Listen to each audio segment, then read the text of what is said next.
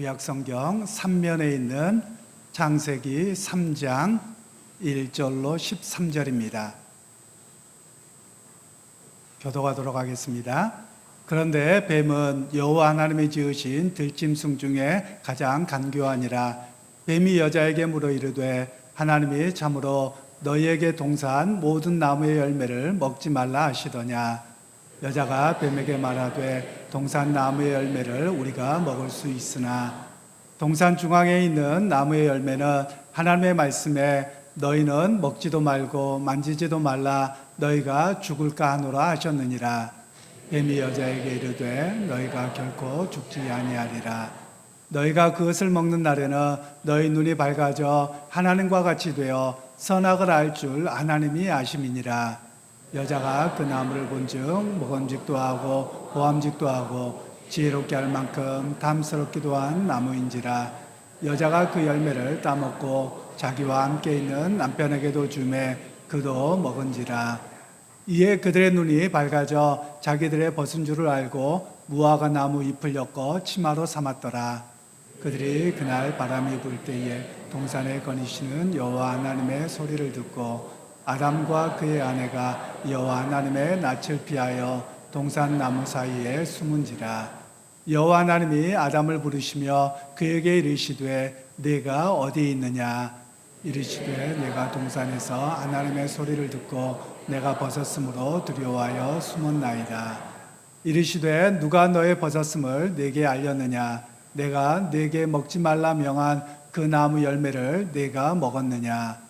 아담이 이르되 하나님이 주셔서 나와 함께 있게 하신 여자 그가 그 나무 열매를 내게 주므로 내가 먹었나이다. 함께합니다. 여호와 하나님이 여자에게 이르시되 내가 어찌하여 이렇게 하였느냐. 여자가 이르되 뱀이 나를 꿰므로 내가 먹었나이다. 아멘. 믿음의 형제자매 여러분, 오늘도 주님 안에서 여러분들을 환영하고 축복합니다. 오늘도 예배의 자리, 은혜의 자리에 나오신 여러분들이 주님의 은총을 경험하는 이 시간이 되기를 간절히 소원합니다. 날씨가 많이 무더워졌는데요. 여러분 이 무더위에 건강 잘 챙기실 수 있기를 바랍니다.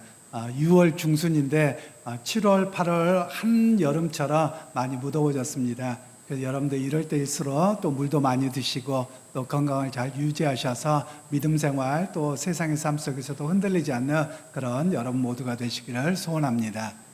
우리 주변 분들에게 이렇게 축복하시면 좋겠습니다. 주님이 당신을 많이 사랑하십니다. 이렇게 축복하시면 좋겠습니다. 주님께서 당신을 많이 사랑하십니다. 주님께서 당신을 많이 사랑하십니다. 그렇습니다. 우리 주님께서 여러분들을 사랑하십니다. 오늘도 사랑하셔서 우리를 용납해 주시고 또 우리로 하여금 은혜의 자리에 서게 하신 것에 우리가 감사의 고백이 있는 그런 오늘 하루가 되시기를 간절히 소원합니다. 오늘 우리 주일학교 학생들에게는 좀 간단하게 설교를 할 텐데요. 오늘은 영상이나 사진이 없습니다.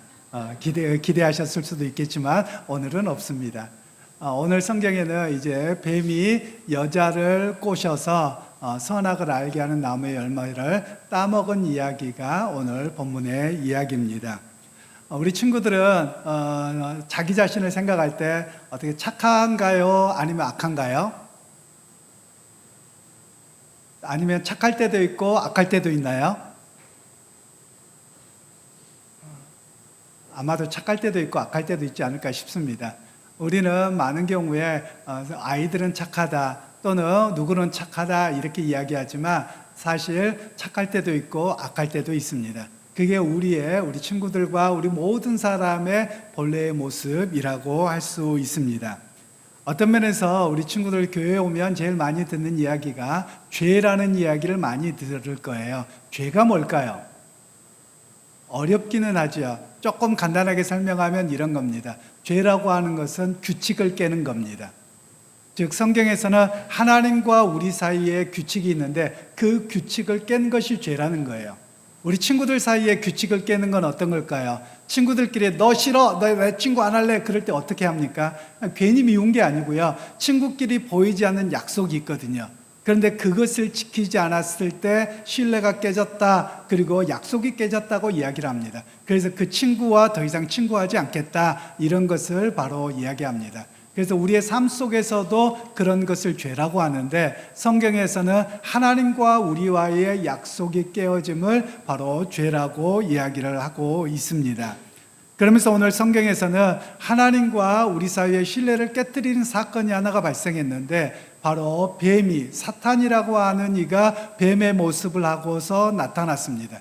그리고 여자에게 말하기를 저기 동산에 있는 나무를 먹지 말라고 하느냐, 이렇게 물었으면 좋을 텐데요, 이렇게 묻지 않습니다. 사단은 굉장히 교묘해서 왜곡합니다. 동산에 있는 모든 나무를 먹지 말라고 하더냐, 이렇게 물어보는 거예요. 그러니까 말 한마디만 바꾼 거예요.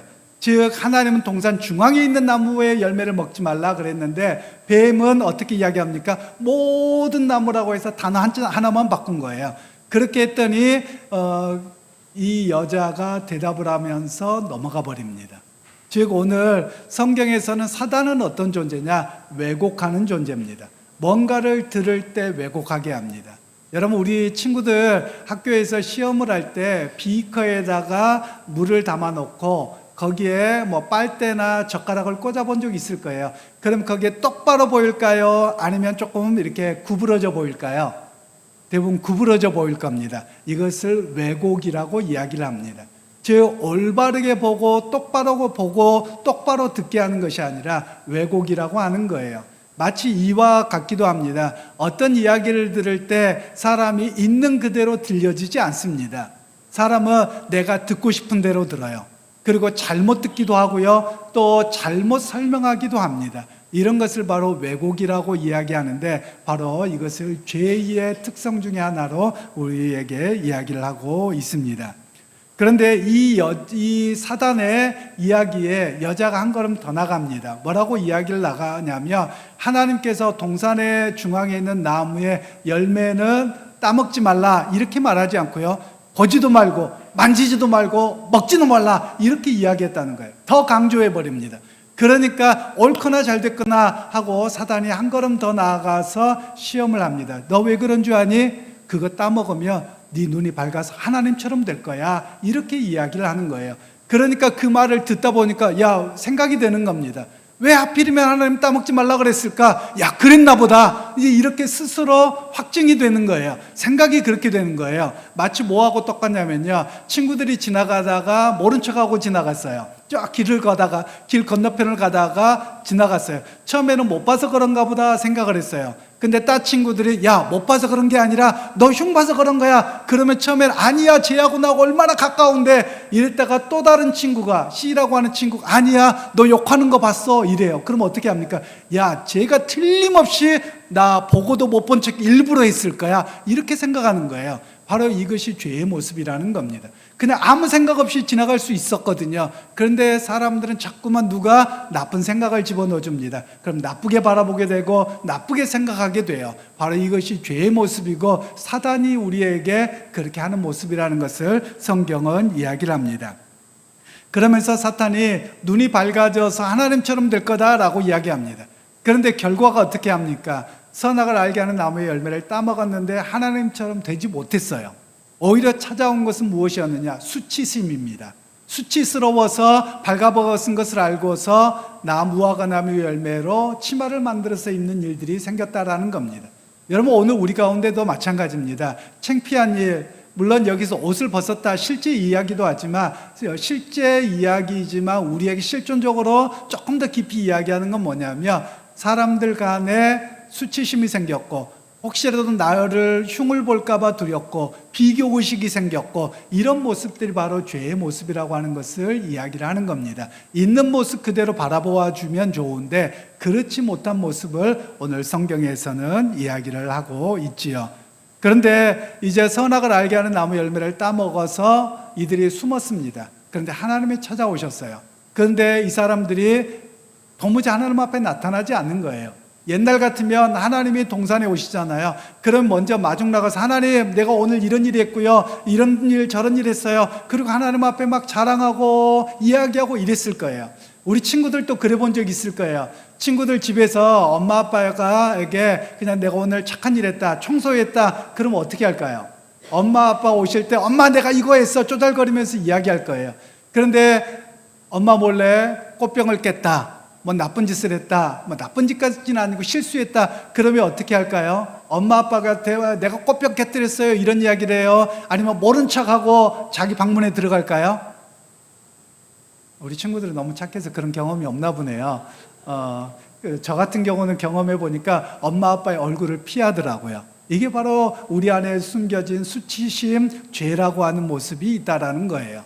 그래서 오늘 또 하나의 죄의 특징이 나타나는 게 수치심이고요. 그리고 또 하나의 죄의 특성이 나와요. 하나님 찾아오셨을 때 아담아 내가 어디 있느냐 물으실 때 아담이 뭐라고 이야기합니까? 하나님 내가 선악을 알게 하는 나무 열매를 따먹었습니다. 이렇게 말하지 않아요. 뭐라고 이야기합니까? 핑계를 대요. 뭐라고요? 하나님이 주신 저 여자 때문에 내가 따먹었어요 라고 자기의 책임을 인정하지 않는 겁니다.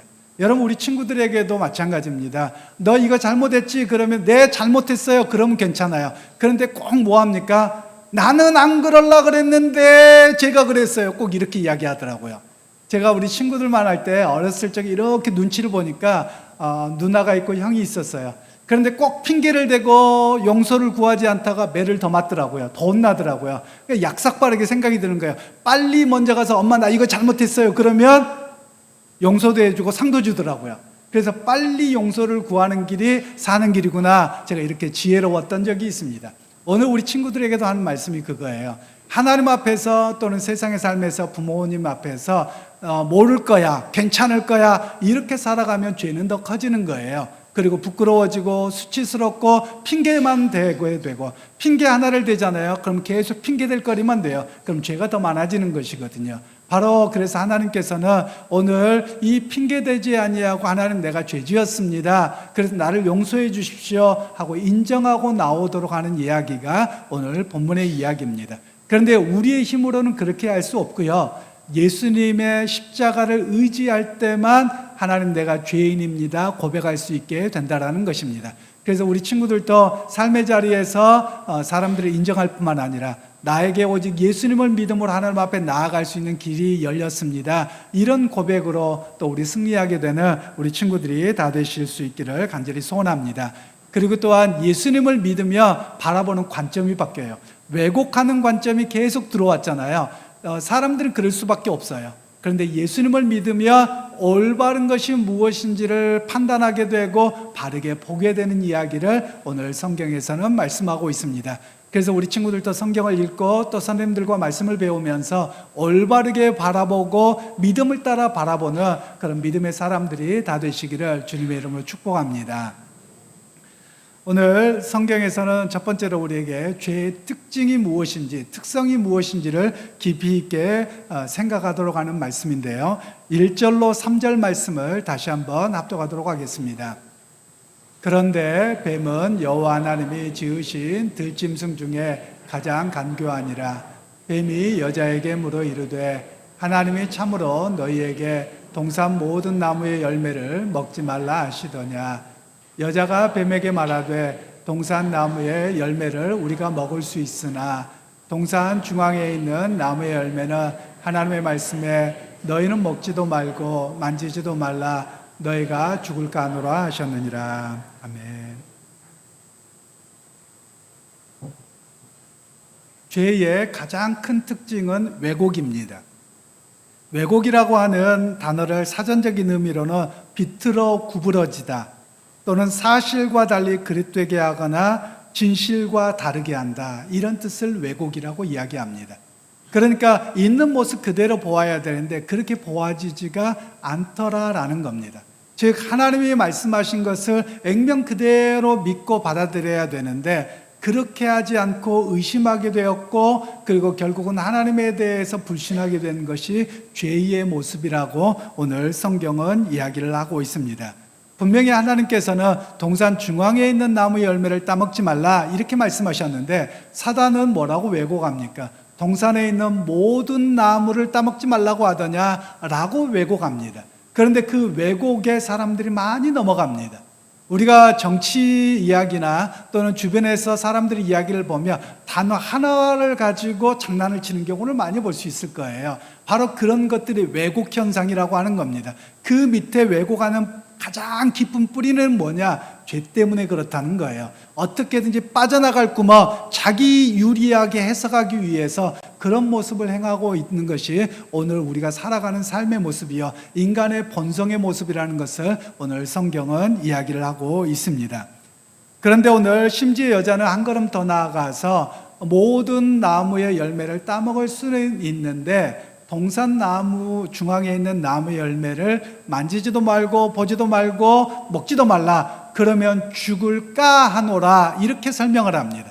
하나님께서는 중앙에 있는 나무의 열매를 따먹으면 정령 죽으리라, 반드시 죽는다, 이렇게 말씀하셨거든요. 그런데 여자는 뭐라고 왜곡을 대답합니까? 죽을지도 몰라, 이렇게 대답을 하는 거예요. 죽을 수도 있고 안 죽을 수도 있고, 이렇게 대답을 하는 거예요. 그러니까 하나님의 말씀을 액면 그대로 받아들여야 되는데 자꾸만 해석하는 겁니다. 자기 입장에서 유리하게 바꾸는 겁니다. 바로 그것이 왜곡이고 죄의 모습이라는 것을 오늘 성경은 이야기를 합니다. 그래서 죄의 특징을 좀 설명을 하면, 왜곡을 하는데요, 이 왜곡을 하는 이유가 무엇이냐? 하나님의 말씀에 대한 바른 이해를 갖지 못하기 때문에 그렇습니다. 하나님의 말씀의 의미를 바르게 이해해야 되는데 자기중심적으로 자꾸 해석하는 거예요. 그래서 이것이 왜곡이고 죄라고 말씀을 하고 있는 겁니다. 결국 하나님에 대한 바른 이해가 없으면 어떻게 나타나느냐? 불신하게 되는 겁니다. 즉 믿지 못하게 하는 거예요. 바로 그것이 죄의 모습이라고 하는 것입니다. 하나님에 대해서만이 아닙니다. 사람에 대해서도 마찬가지입니다. 여러분, 사실 우리 한국 사회에 살아가면서 참 안타까운 점들이 많이 있습니다. 우리가 보통 속담 중에 그런 속담이 있잖아요. 콩으로 메주를 쓴다고 해도 여러분 믿습니까? 못 믿습니까? 믿어야 돼요. 콩으로 메주 쓰죠. 당연하죠. 그런데 우리 속담에 워낙 속이는 사람들이 많아서 콩으로 메주 쓴다 그래도 못 믿는다는 거예요. 여러분, 이런 정도의 사람의 불신이 있다는 것은 우리 한국 사람들 또 한국 사회 전반적인 그 밑바탕에 뭐가 깔려 있느냐? 죄된 본성을 따라서 생각하고 살아가는 삶의 방식이 아주 깊이 배어 있다는 것을 우리에게 보여주고 있는 것입니다. 그래서 여러분, 오늘 우리가 분명히 깨달아야만 합니다. 나 또한 예수를 믿음에도 불구하고 나도 왜곡하고 잘못 이해해서 죄된 본성을 따라 살아갈 수 있는 요소가 있다는 겁니다. 특별히 여러분, 사람을 믿어주는 모습이 필요합니다. 우리는 어떤 이야기를 하면 믿지 않으려고 해요. 그게 너무 팽배해져 있는 사회 구조입니다. 이것은 사실 건강한 사회 구조가 아니라는 것을 우리에게 말씀하고 있고요. 죄된 역사가 얼마나 강하게 역사하는가, 이것을 우리가 알 수 있는 것입니다. 여러분, 저는 우리 교회만이라도 정말 믿어주는 공동체가 될 수 있기를 소원합니다. 말하면 액면 그대로 믿어주고 또 그것에 대해서 하나님을 의지하는 저와 여러분들이 되는 우리 모두가 되시기를 간절히 소원합니다. 그리고 이제 죄의 두 번째 특성에 대해서는 하나님처럼 되고자 하는 모습이라고 성경은 이야기하고 있는데요. 4절로 6절 말씀을 다시 한번 합독하도록 하겠습니다. 뱀이 여자에게 이르되 너희가 결코 죽지 아니하리라. 너희가 그것을 먹는 날에는 너희 눈이 밝아져 하나님과 같이 되어 선악을 알 줄 하나님이 아심이니라. 여자가 그 나무를 본즉 먹음직도 하고 보암직도 하고 지혜롭게 할 만큼 탐스럽기도 한 나무인지라. 여자가 그 열매를 따먹고 자기와 함께 있는 남편에게도 주매 그도 먹은지라. 뱀이 여자에게 선악을 알게 하는 나무 열매를 따먹으면 절대 죽지 않는다, 이렇게 이야기합니다. 그리고 네가 하나님처럼 되어서 눈이 밝아서 결정권자가 될 거다라고 이야기합니다. 이 말의 의미는 무엇이냐면, 너는 하나님이 시키는 대로만 했지 그렇게 살지 마. 네가 네 인생의 주인이 되어봐, 이런 이야기거든요. 여러분, 살아가면서 살아보세요. 여러분이 인생의 주인공이시던가요? 아닐 거예요. 그냥 주어진 삶을 열심히 살아가는 것뿐이에요. 그런데 모든 것의 결정을 네가 해야 돼 라고 자꾸 말하는 거예요, 사단은. 그래서 네 인생의 결정, 여러분 결정하실 수 있으세요? 여러분 연세 들어가서 나이가 70세가 되면 시속 70km 간다면서요. 그런데 좀 늦게 갔으면 좋겠는데 안 먹었으면 좋겠는 게 나이라면서요. 그런데 여러분, 안 먹었으면 좋겠는데 내가 결정할 수 있습니까? 없습니까? 결정 못해요. 그런데 내가 결정할 것처럼 착각하게 만들거든요. 바로 그것이 사단이 우리에게 주었던 가장 큰 속임수라고 하는 것을 이야기합니다. 여러분, 우리 인생의 주인공은 누구십니까? 예수 그리스도이십니다. 하나님이십니다. 여러분, 오늘 그분이 우리에게 인생의 삶을 주셨기에 성실하게 살아드려 응답하는 것이 우리의 모습이어야만 합니다. 그런데 사단은 뭐라고 이야기하느냐? 온 세계의 중심이 너야라고 이야기하는 겁니다. 그래서 세계가 누구 중심으로 돌아가는 걸로 착각하게 만들어요. 나 때문에 잘 돌아가는 것이라고 착각하는 거예요. 예를 들면 이런 것과 같습니다. 물론 우리가 좋은 의미로 이야기하는 것은 괜찮겠습니다만 이런 경우가 있었습니다. 제가 어느 날 장례식을 갔더니 그날따라서 비가 왔습니다. 그랬더니 뭐라고 이야기를 해요? 야, 하늘도 슬퍼서 너를 위해서 우나 봐, 이렇게 이야기를 하는 거예요. 그리고 장례가 끝나고 이제 밖에 나가니까 비가 딱 그쳤어요. 그래서 뭐라고 해요? 야, 하나님이 내 인생을 축복하시고 밝음을 주셨다. 아니, 하나님 그것과 상관없이 내 인생을 따라서 하나님이 기후를 바꾸지 않으세요. 그런데 우리는 다 나중심이 돼버리려고 하거든요. 바로 이것이 인간의 죄된 본성이라는 거예요. 뭔가 좋은 일이 있을 것 같으면 다 나중심으로 시계가 돌아가는 것으로 착각하게 만들어요. 여러분, 그것이 사단이 주는 우리에게 시험의 문제요, 왜곡하는 문제라는 것을, 또한 하나님처럼 되고자 하는 것, 바로 그것의 문제라는 것을 성경은 이야기를 하고 있습니다. 결국 사단에 의해서 아담과 하와는 판단력을 잃어버립니다. 옳고 그름이 무엇인지를 잃어버려요. 왜 그렇습니까? 우리에게 교만을 주거든요. 자만을 주거든요. 계속해서 네가 하나님처럼 될 거라고 이야기하거든요. 그러다 보니까 내가 하나님의 피조물이라고 하는 사실을 잊어버리고 판단력을 잃어버려서 잘못됩니다. 판단력을 잃어버리니까 어떻게 됩니까? 그 이전까지는 동산나무의 중앙에 있는 나무를 보면 그냥 그랬습니다. 하나님이 따먹지 말라 그랬지, 거기서 그냥 스톱이었어요. 그런데 판단력이 흐려지고 나니까 어떻게 생각이 들어요? 보암직도 하고 먹음직도 하고 지혜롭게 할 만하게 보이더라라는 겁니다. 여러분들이 학교 다닐 때를 좀 생각해 보세요. 아마 학교 다닐 때 교복을 입으신 분들이 많이 있을 텐데요. 교복을 입고 학칙이 있습니다. 머리를 몇 센치 단발머리로 여자들 자르라 그러면 여러분 어떤 마음이 들든가요? 꼭 그만큼만 자르고 싶든가요? 아니면 조금 더 기르고 싶든가요? 또 우리 친구들도 보면 학교에서 교복을 입잖아요. 요즘 학생들 교복을 많이 짧게 입더라고요. 교복도 몇 센치가 있을 거예요. 그러면 5cm까지 무릎 바로 위에까지다 이러면 어떻게든지 무릎 위까지 올려보고 싶은 게 인간의 마음 아닙니까? 또 어떤 생각이 듭니까? 학교에서 점심시간에 나가면 안 돼요. 그런데 점심시간 되면 일부러 나가고 싶은 마음 있잖아요. 그래서 꼭 담 넘어 넘어가는 사람들 있죠. 안 넘어가 보셨나 보군요. 저도 안 넘어가 봤습니다. 근데 친구들 중에 꼭 넘어가서 학교 매점 맛있는 게 별로 없거든요. 매점에 얼른 뛰어가서 사 먹어야지 그나마 먹는단 말이에요. 그런데 밖에 나가면 많아요. 그러니까 어떻게든지 핑계를 대고 조퇴를 끊어서 나가려고 하는데 선생님들이 뻔히 알고 안 해준단 말이에요. 그러니까 몰래 선생님들 없는데 저 뒷담 넘어가지고 가서 먹고 오고, 이게 사람들의 모습 아닙니까? 또 친구들 중에 죄 짓는 친구들도 있더라고요. 제가 고등학교 때 보니까 친구들 중에 담배 피우는 친구들이 꽤 많더라고요. 반에서 한 5명 됐던 것 같아요.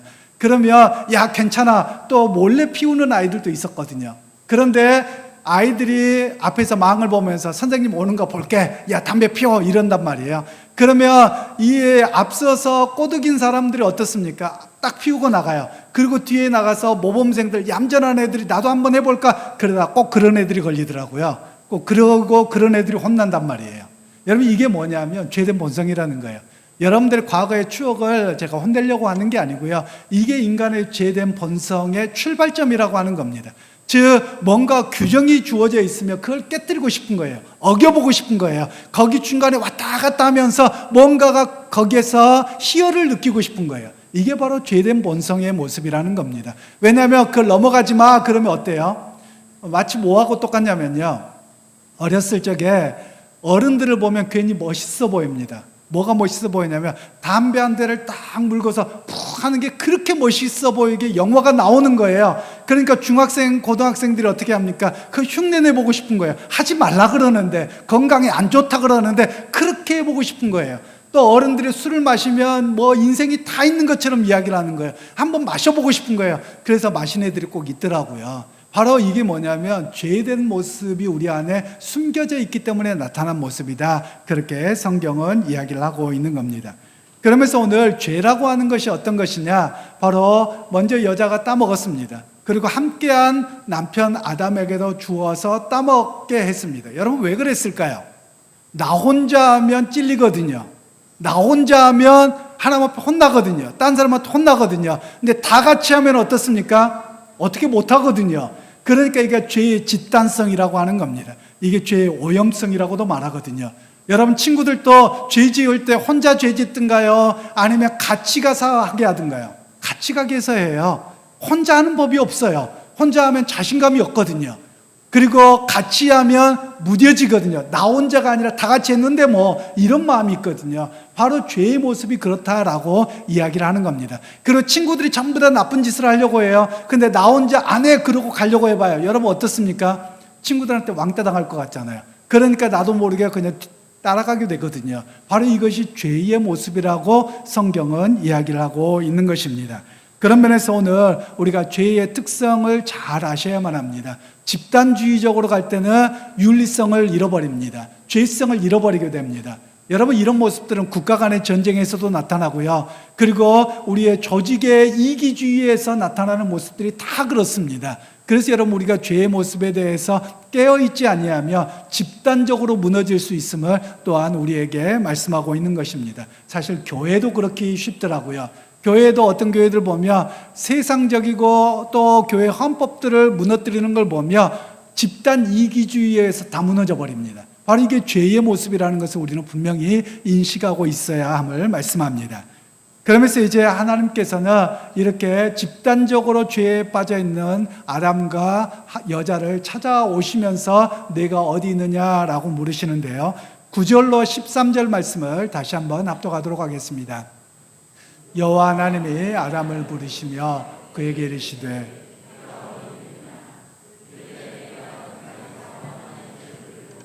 내가 벗었으므로 두려워하여 숨었나이다. 이르시되 누가 너의 벗었음을 내게 알렸느냐? 내가 내게 먹지 말라 명하 그 나무 열매를 내가 먹었느냐?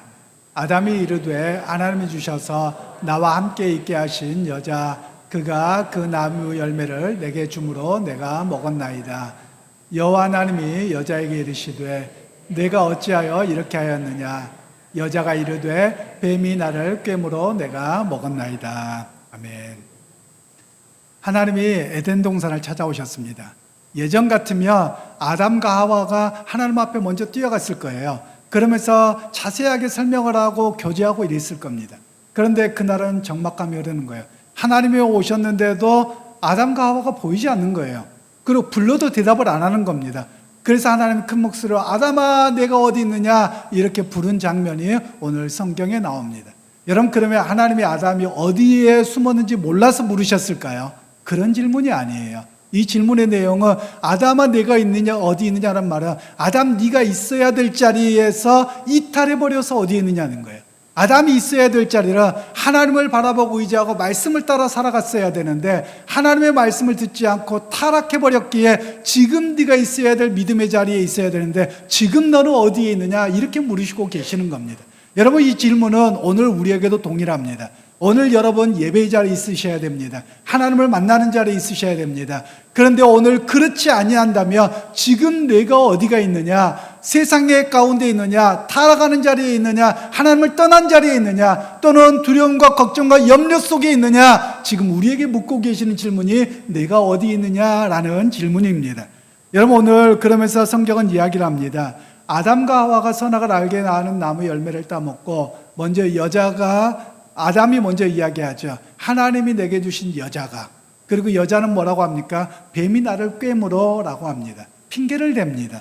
즉 내가 죄지었습니다. 하나님 나를 살려주세요 라고 하지 않고 어떻게든지 피하려고 모멸하려고 그렇게 하는 모습이 바로 죄의 특성이라고 이야기합니다. 사실 왜곡하고 핑계대는 것에 대해서는 우리가 해야 될 일은 회개의 모습입니다. 사실 제가 이 본문의 이야기를 설교를 준비하면서 보니까 우리가 잘못 들었더라고요. 제가 어렸을 적에 목사님들이 설교를 잘못하셨더라고요. 어떻게 잘못했냐면 남자가 그 자리에 없었다고 설명을 하시더라고요. 일하러 갔다가 늦게 와서 어떻게 설명을 했냐면 하나님이 아담에게 말씀하셨고 아담은 여자에게 말을 했는데 제대로 전달이 안 돼서 여자가 따먹었다는 거예요. 왜 따먹었느냐? 남자가 말려야 되는데 왜 따먹었느냐라고 하니까 남자는 멀리 있어서 그 일하러 갔다가 돌아와서라는 거예요. 여러분 성경은 그렇게 말하고 있지 않아요. 영어에서는 뭐라고 이야기를 하고 있냐면요.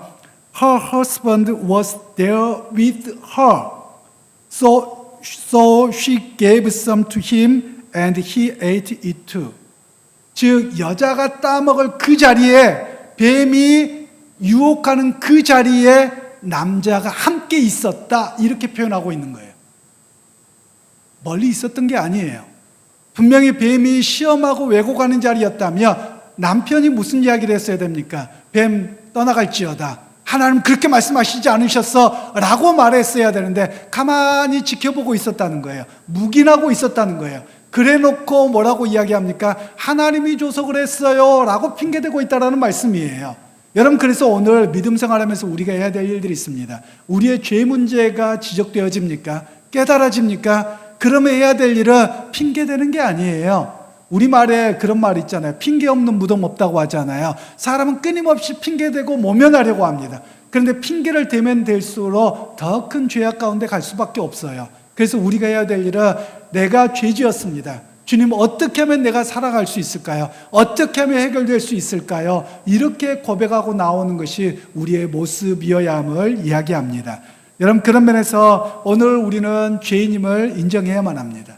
그리고 하나님 앞에서 내 안에 얼마나 숱한 죄에 대한 역사가 나오는가. 여러분 사실 여러분 인생에서 세상에 대한 두려움과 걱정 그리고 핑계대는 모습 사람들과의 관계가 깨어짐 그리고 우리가 삶 속에서 수많은 일들이 벌어지는 것에 작용하는 근본 힘은 죄입니다. 그러게 여러분 오늘 우리가 하나님 앞에 내가 이렇게 두렵고 떨리고 관계가 깨뜨려지고 문제가 생기는 많은 것들이 하나님 죄 때문이고 하나님에 대한 온전한 신뢰가 없음 때문이기에 주님 내게 믿음을 회복시켜 주옵소서 이런 고백이 우리의 고백이 되어야 될 줄로 믿습니다. 여러분 그런데 내 힘으로 안 돼요. 하나님께서 당신의 독생자 예수 그리스도를 보내주셔서 그 십자가의 보혈을 의지하고 나아가게 하셨습니다. 그래서 저와 여러분들의 고백은 주님 내가 예수님을 믿고 의지합니다. 그래서 주님 때문에 나를 용서하여 주셨고 또 주님 때문에 나를 믿음으로 회복시켜 주셨기에 내가 그 십자가의 보혈을 의지하고 나아갑니다. 이 고백이 우리의 고백이 되기를 소원합니다. 그래서 여러분 힘들고 어려울 때마다 무너질 때마다 죄로 인한 우리의 갈등이 생길 때마다 내가 주님의 십자가를 붙듭니다. 나를 용서하여 주시고 나를 강한 믿음으로 붙들어 주옵소서 이 고백이 바로 우리 모두의 고백이 되는 이 시간이 되기를 간절히 소원합니다.